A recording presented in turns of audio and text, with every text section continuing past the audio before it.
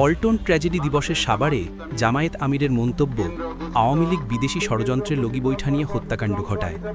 বিস্তারিত তথ্যচিত্রে মোহাম্মদ আসিফুজ্জামান আসিফ। আওয়ামী লীগ পার্শ্ববর্তী একটি দেশের সঙ্গে ষড়যন্ত্র করে তৎকালীন ২৮ অক্টোবর পল্টনে জামায়াত শিবিরের নেতাকর্মীদের উপর লগি বৈঠা নিয়ে হত্যাযজ্ঞ চালিয়েছিল বলে মন্তব্য করেছেন বাংলাদেশ জামায়াতে ইসলামী ঢাকা জেলা আমির মাওলানা মোহাম্মদ দেলোয়ার হোসাইন।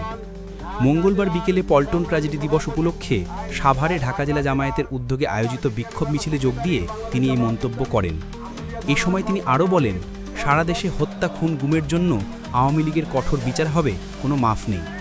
তিনি জুলাই জাতীয় সনদ বাস্তবায়ন, গণহত্যাকারীদের দৃশ্যমান বিচার, জাতীয় পার্টি সহ ১৪ দলকে নিষিদ্ধকরণ সহ ৫ দফা দাবির ভিত্তিতে নির্বাচনের আহ্বান জানান।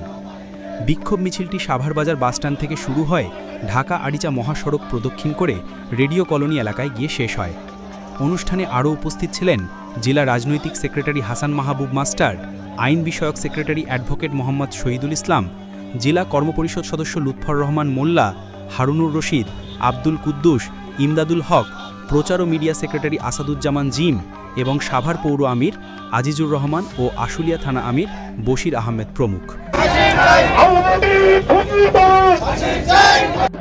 দেশের মধ্যে একটি শৃঙ্খলা ফিরে এসেছিল, দেশের মধ্যে শান্তি শৃঙ্খলা বজায় ছিল।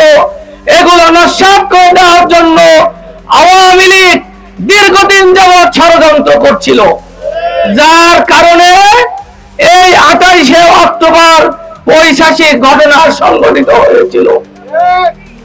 আওয়ামী লীগ সভানেত্রী এবং ১৪ দলীয় জোটের সন্ত্রাসীরা তারা এবং আমাদের পার্শ্ববর্তী একটি দেশের ষড়যন্ত্র নিয়ে এই দেশকে পিছিয়ে ফেলার জন্য তারা ষড়যন্ত্র করছিল। তারই অংশ হিসাবে ২৮শে অক্টোবর লগি বৈঠা দিয়ে জামায়াত শিবিরের নেতা কর্মীদেরকে হত্যা করা হয়েছিল।